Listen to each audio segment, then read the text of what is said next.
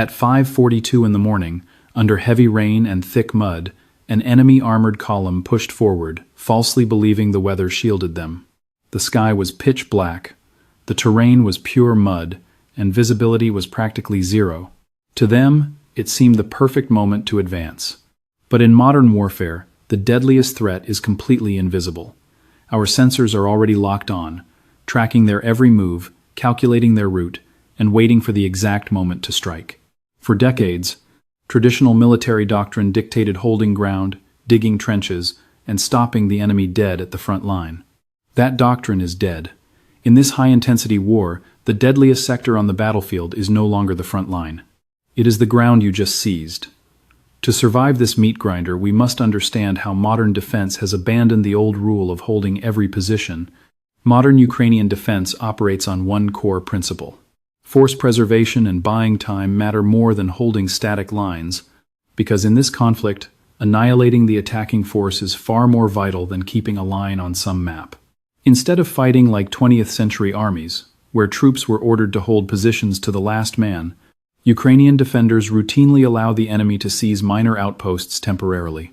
Make no mistake, this is not weakness. It is a deliberate trap designed to launch devastating counterattacks later. We call this flexible defense or elastic defense. The concept itself is not new in military history, but it has evolved drastically on today's battlefields, dominated by kamikaze drones, heavy artillery, and relentless surveillance networks. The strategy is clear. Rather than standing still and absorbing a brutal frontal assault, defending units bleed the enemy advance, inflict maximum casualties, and then withdraw in a tightly coordinated maneuver, luring the hostile vanguard directly into pre-sighted kill zones prepared for the next phase of the battle. In actual combat, this means Ukrainian forces do not waste lives defending every shattered ruin or trench line. They hold just long enough to stall the push, pinpoint hostile firing positions, and then execute a highly disciplined pullback. This controlled withdrawal is entirely different from a chaotic retreat driven by panic or defeat. Since every retrograde movement is pre-planned, secondary defensive positions are fully prepared, and heavy artillery fire is already zeroed in on the exact coordinates they just abandoned.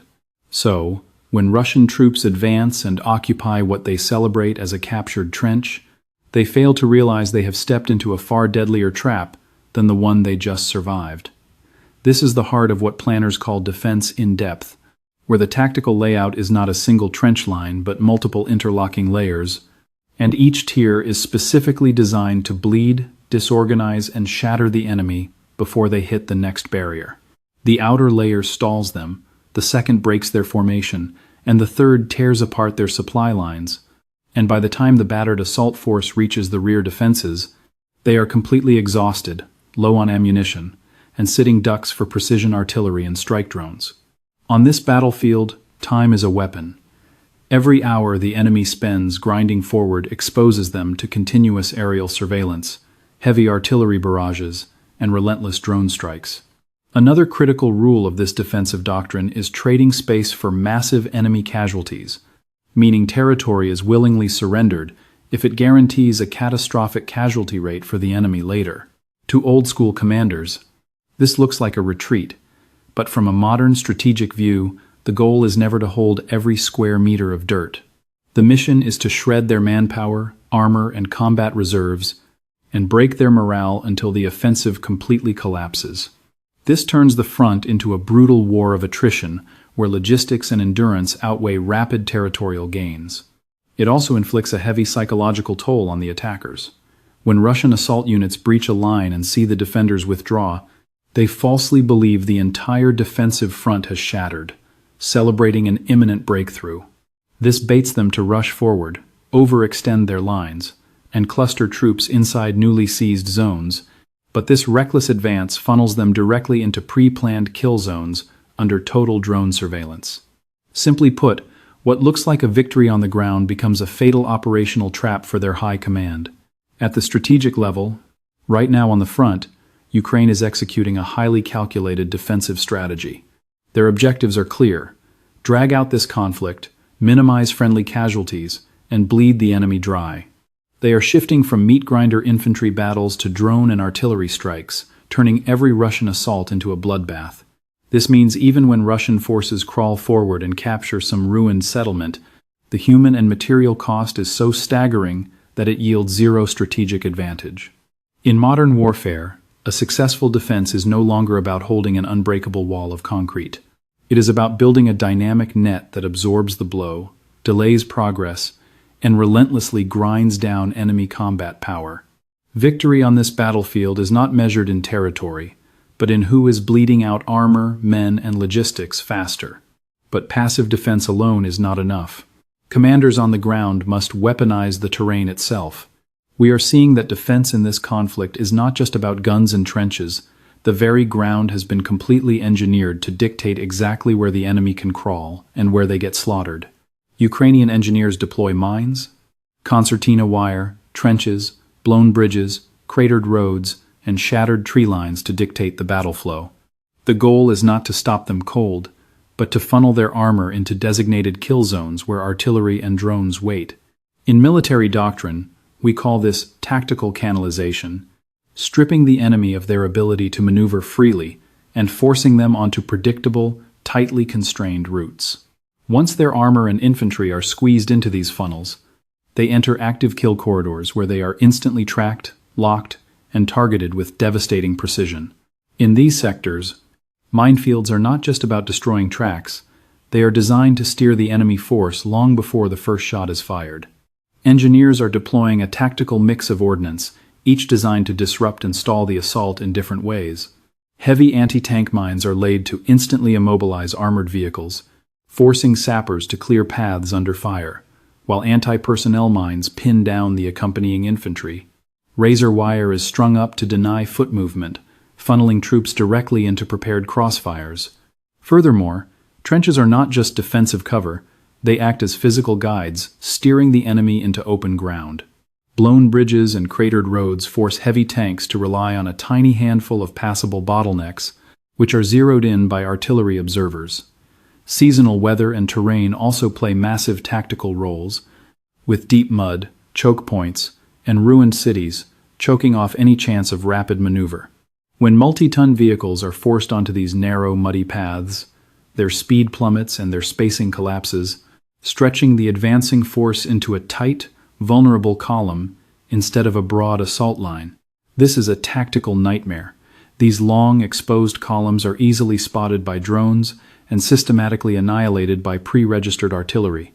I must emphasize this key tactical point. The goal is not to hold the forward trench line at all costs. Making a hard stand requires massive manpower and costly close-quarters fighting, driving up friendly casualties. Instead, commanders focus on controlling their direction, bleeding their speed, and exposing their weak flanks.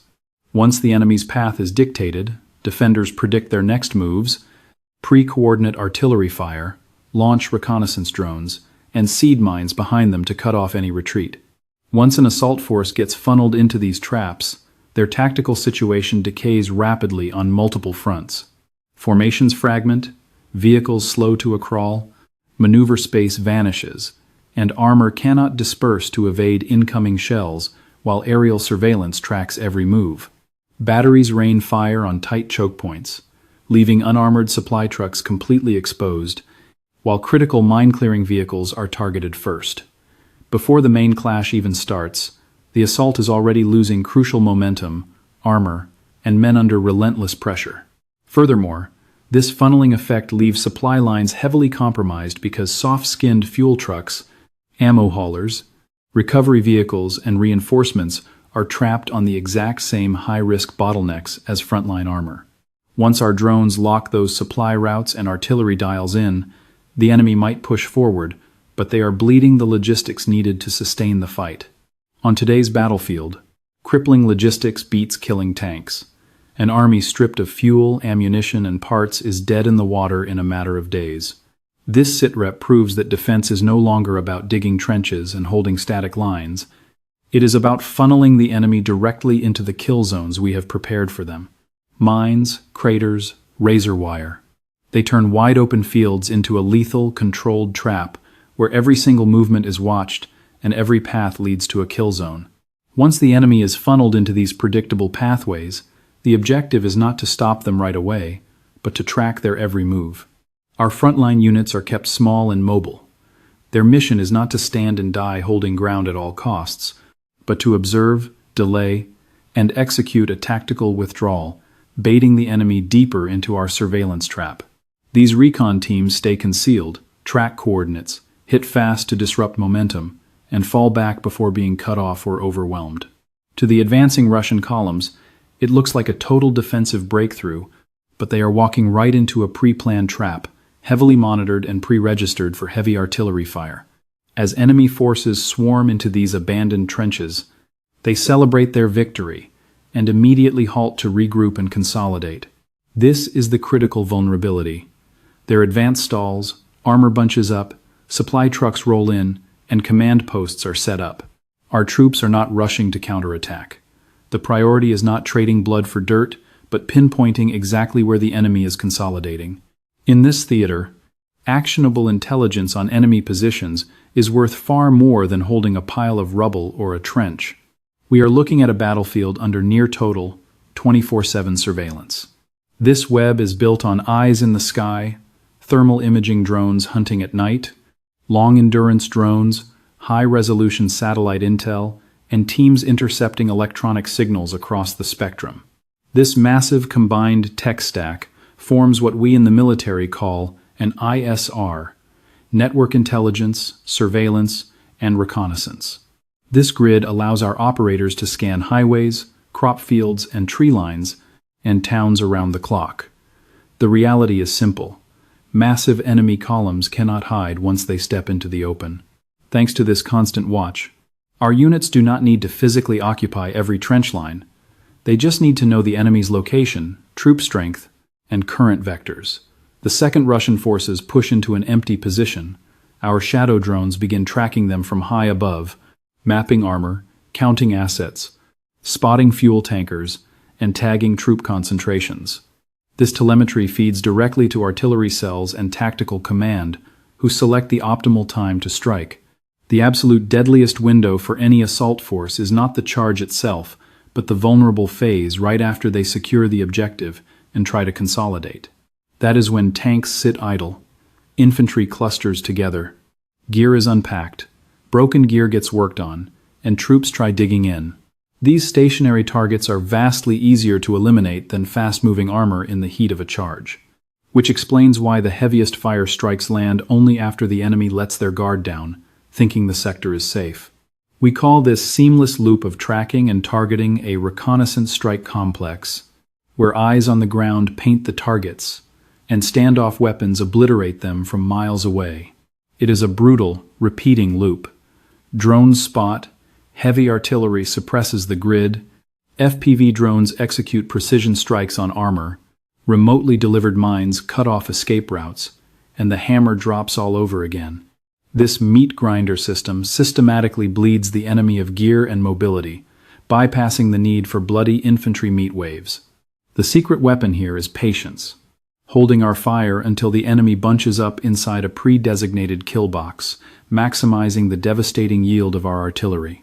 Our gunners wait out the clock until armor is bumper to bumper before opening fire. Supply trucks roll in, or combat engineers try clearing obstacles. Once they bunch up, a single shell or drone strike wrecks multiple targets at once, a far higher return on ammo than chasing scattered armor. This operational shift proves modern combat is won through intelligence and precise timing, not old-school brute force, because whoever commands superior battlefield awareness and faster reactions dictates exactly when and where the hammer falls. The entire sector becomes a glass cage where every movement is tracked, coordinates are logged, and strikes launch the second the target is most vulnerable. Just as the enemy packs into the sector they think they secured, the real onslaught begins. Current Ukrainian operations are built entirely around long-range fires and heavy drone integration. The core objective is neutralizing enemy columns without risking close-quarters infantry meat grinders. Instead of committing mass troops to the line, defenders hammer them with heavy artillery, mortars, and rocket pods, and one-way drones to smash targets from afar, keeping friendly casualties low while absolutely shredding enemy armor and infantry. Heavy guns remain the backbone of this strategy, reaching out to delete targets miles behind the line. Guided by aerial drone spotters, their precision is lethal. Mobile mortars cover close-range threats with rapid, reactive fire, while rocket assets like HIMARS hunt high-value targets like ammo dumps, command bunkers, and vital bridges. Meanwhile, FPV attack drones and loitering munitions hunt down tactical vehicles, enemy artillery batteries, radar units, and supply trucks, ensuring that any target spotted is immediately marked for sudden destruction. We are also seeing heavy use of cluster munitions and drone-sewn smart mines deployed rapidly to seal off escape routes, wreck armor, and paralyze enemy maneuvers. Seeding mines behind active assault groups or along main supply routes traps the enemy. Their engineering teams are forced to clear paths while fully exposed to constant observation and fire. This stalls the entire advance and leaves them sitting ducks for follow-up strikes, slowly bleeding the offensive dry even if they manage to crawl forward. A key tactical doctrine here is that defending forces rarely strike when enemy columns are actively on the move and charging forward, since hitting a fast-moving, high-alert target is a waste of ammo. Instead, they wait until the enemy halts, bunches up, begins field repairs, unloads cargo, swaps, troops, or pulls back. Static patterns are predictable, and predictable patterns invite disaster. The moment armor stops to refuel, patch up, or wait for commands, they become prime, stationary targets, clustered tightly in the open. Catching a supply convoy unloading ammo or fuel can freeze an entire combat group's offensive capability instantly. As fresh reinforcements push toward the zero line, choke points and crossroads are targeted, since single wrecks there bottleneck whole columns trapped behind them. In modern combat, choking off logistics beats fighting frontline tanks because an army stripped of fuel, shells, and repair parts is dead in the water. That is why transit lanes and rear supply corridors are under 24/7 drone watch, allowing artillery to intercept and smash those convoys long before they ever reach the front. Recovery rigs, tankers, and ammo haulers are high-priority marks. Wipe out the support assets, and you cripple entire combat divisions without ever trading direct fire. This defense in depth ensures that while the enemy might slowly crawl forward, their actual combat effectiveness is systematically ground to zero. This is the brutal reality of high-tech attrition warfare, where the objective is not swift territorial conquest, but the slow, methodical destruction of enemy personnel, armor, and logistics until their entire front collapses. In this grinding match, time, shells, fuel, and reserve armor dictate victory over fast land grabs the force that sustains its combat power longest takes the field. By synchronizing artillery, rockets, drones, and smart mines into one lethal system, defending forces keep hammering targets without massive, bloody infantry clashes. This keeps friendly losses down while sending the enemy casualty count skyrocketing. Forget the decisive clash of armies. This war has ground down to a series of lethal, localized strikes, bleeding the enemy over weeks and months. Our latest intelligence reports a shift far larger than any single engagement or sector. Tactically, the theater of operations in Ukraine proves the objective is no longer rapid land grabs. It is about survival, extreme efficiency, and crushing enemy combat power. We are seeing defensive operations prioritize force preservation, using precision fires and tech over mass infantry. They are systematically choking the enemy, targeting their transport assets, supply depots, and maneuver routes. This shifts our entire metric of victory because raw territory matters less than the math of attrition. Whoever bleeds fewer troops and retains high-value systems wins the long game. The biggest disruptor in this theater? Constant aerial surveillance.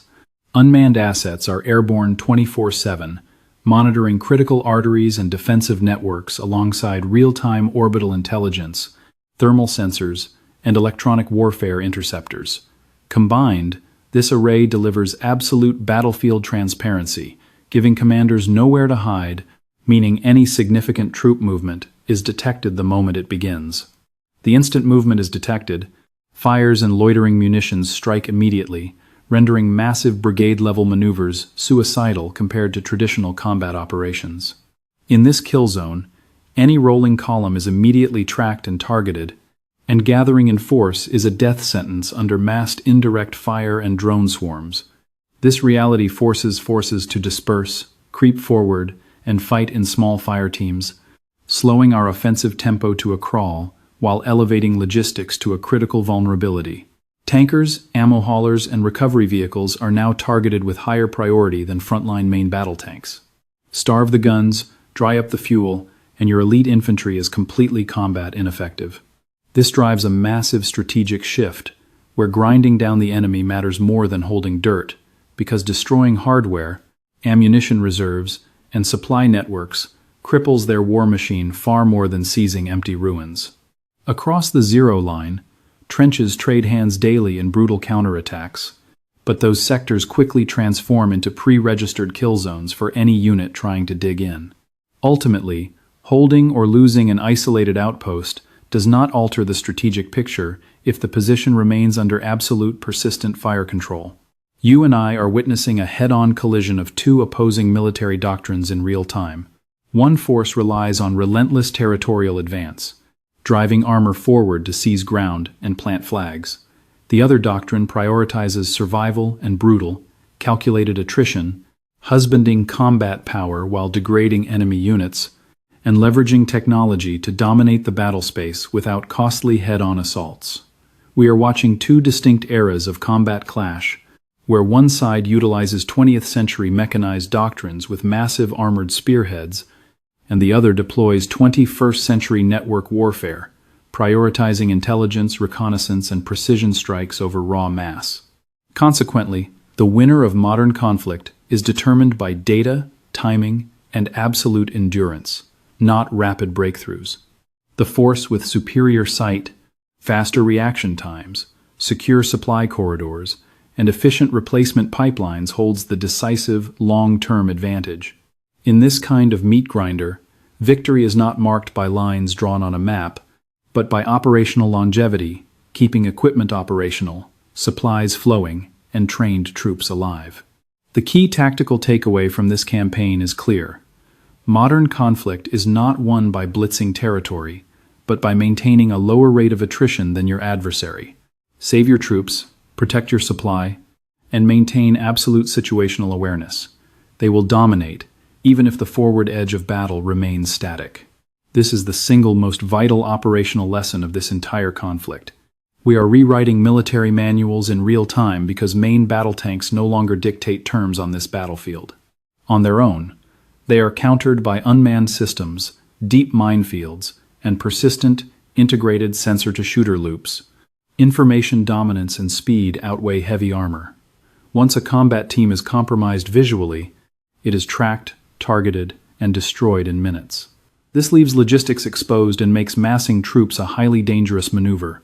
Russian advances are costing them blood because every tactical movement is instantly visible, supply lines are wide open, and captured territory quickly transforms into a meat grinder of incoming artillery and drone strikes. Military planners in NATO, the United States, and China are obsessively analyzing these operations, mapping out how future global wars will unfold. The brutal truth is, the ultimate lesson here is not about tanks, drones, or raw artillery. It is about time, intelligence, and brutal survival. On today's battlefield, victory belongs to the force that outlasts the enemy, not the one rushing forward. To stay ahead of tomorrow's conflict zones and master modern warfare, hit subscribe to Military Force now.